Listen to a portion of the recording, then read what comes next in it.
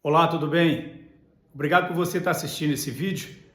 E se você gosta desses vídeos que nós publicamos aqui, primeiro siga a gente no canal aí do YouTube e depois replica com a sua rede social também para a gente ampliar aqui os debates e as discussões sobre cada tema que nós trazemos. O tema de hoje é o controle da vida. Eu recentemente tenho algumas experiências e posso trazer aqui para trazer como ponto de partida para esse nosso bate-papo.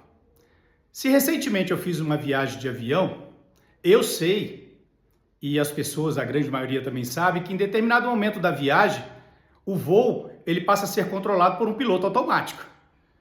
Não é mais o comandante que está conduzindo a aeronave. Ele pode intervir, mas aquela aeronave, grande parte do percurso, ela vai com um piloto automático. É uma inteligência computadorizada por um programa que está conduzindo todo aquele trecho. Para algumas pessoas, se a gente até falar isso com mais detalhe, talvez falar, eu já não gosto de andar, já nem vou andar mais. Por outro lado, algumas cirurgias hoje já são, como dizem, robotizadas. Elas são realizadas nos pontos mais críticos por uma inteligência de programa robotizado para fazer aquelas microcirurgias. Eu fiz uma cirurgia recentemente, ela não foi robotizada, mas a partir do momento que eu passei a ser sedado e eu fiquei desacordado, eu sei que a minha vida estava ali entregue na mão da especialista, uma excelente doutora, e fez o compromisso todo ela, mas eu tive que confiar. E assim vai para todos os processos. Se você entrar num trem de carga, ele já viaja em grande parte do percurso também de forma autônoma. Os carros estão caminhando para isso. A ferrovia de transporte de pessoas de grande velocidade funciona assim. O que nós estamos conversando sobre isso? Em quantos momentos da nossa vida a gente tem a consciência de que estamos entregando o comando da nossa vida para outros? E esses outros, necessariamente, às vezes não estão sendo pessoas. São programas que foram desenvolvidos e elaborados para trabalhar por estatísticas. Mas pode ser por pessoas também. Até que ponto nós compreendemos que a nossa vida tem um cotidiano assim? E olha que quando a gente começa agora a viver um tempo de uma realidade nesse século muito mais automatizado, e não com a visão da Revolução Industrial que aconteceu na virada do século XIX para o século XX, mas quando a gente entende que o mundo hoje tem uma inteligência artificial cada vez mais sendo elaborada e desenvolvida para se tornar autônoma, essa que é a grande questão também para a sua vida e para a minha vida. Em que momentos na nossa vida nós estamos dando a ela esse controle? Você já usa a rede social para buscar um medicamento? Você já usa a sua rede social para tomar uma decisão dentro do seu campo de escolaridade, dentro do seu campo científico, dentro do relacionamento? Você já está buscando na inteligência artificial informações ou condução da sua vida? Aí é que é o ponto central disso tudo. Há um salmo, Salmo 37:5, onde o profeta, inspiradamente por Deus, fala a todo o povo. E ele diz assim: entrega o teu caminho ao Senhor, confia nele e o mais ele fará. O que nós temos de correlação? Uma forma para termos uma analogia em relação a um ponto e o outro.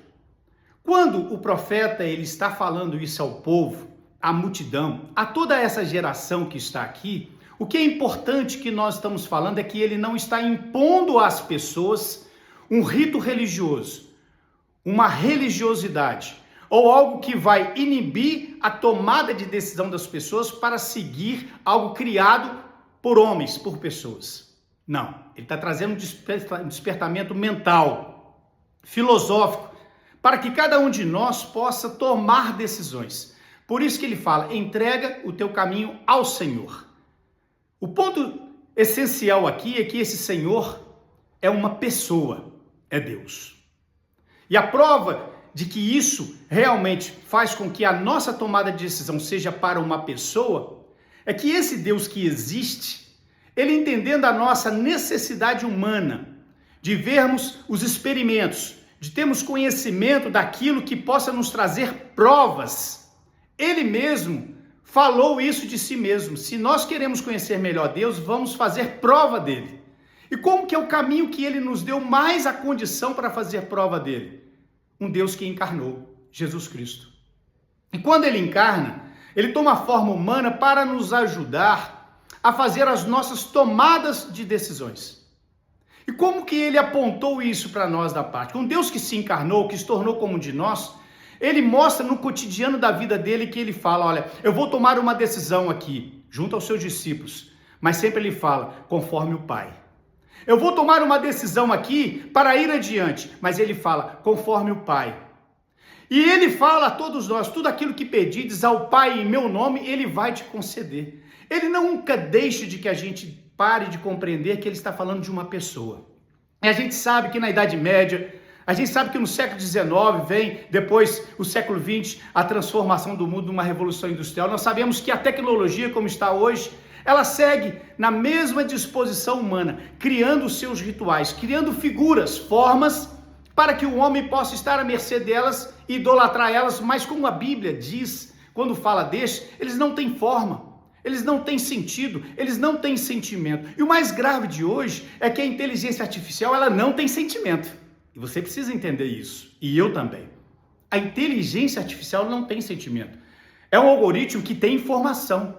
E informação existe de todas as espécies. Existem aquelas que inclusive são mentirosas, que não são poucas. A informação, ela não pode ser aquilo que vai ser o mover da sua vida e nem da minha vida. Mas aquilo que nós possamos provar que toma uma decisão conhecendo a nós na intimidade. Eu posso ter uma história de vida por anos, que estão registradas aí, na conduta da minha vida, está publicada na rede social, está aí a dimensão da minha vida. Mas isso representa eu na totalidade, na essência? Claro que não. Porque a minha totalidade, a minha essência está dentro de mim. E somente um que tem a capacidade de investigar isso, de conhecer isso, de ter a sensibilidade para isso, é Deus, em pessoa. E só Ele é Deus, nenhum outro é Deus.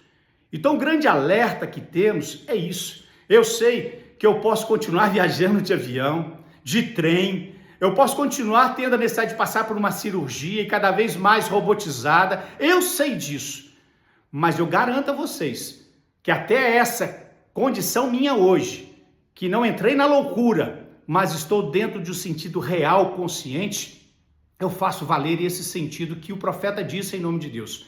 Entrega o teu caminho ao Senhor, confia nele e o mais ele fará. E fazendo prova desse Deus, é o que ele me permite viver lá dentro de mim. Porque é o único que tem a capacidade de me consolar, de me dar a evidência de tomar decisões sensatas, firmes. Não por aquilo que eu tenho, daquilo que é uma dimensão de atitude, seja de um de outro, senão eu destruo minha família, senão eu destruo os relacionamentos, senão eu destruo a minha história e posso destruir o mundo. E nós temos que ser agentes verdadeiros para esse Deus. E quando Deus ele quer se fazer presente às pessoas, não é pela estrutura religiosa, não é pelos rituais, mas é pelo aquilo que ele é, dentro da intimidade dele. Andar com ele é fazer prova dele. Então entrega o teu caminho ao Senhor, entrega o meu caminho ao Senhor, confia nele e o mais ele fará. Aí está a evidência. Se eu tenho confiado em Deus, Deus tem feito a minha vida, eu posso te mostrar as provas disso. Você confia em Deus? Você tem as provas do que ele tem feito por você? Então isso vai me consolar também. Daqui por diante, cada vez mais a humanidade precisa disso, individualmente, porque cada vez mais as decisões são individuais, por causa do volume de informação que está na mão de todas as pessoas, seja qual idade for. Mas lembre-se, nós precisamos, acima de tudo, de Deus. Um forte abraço.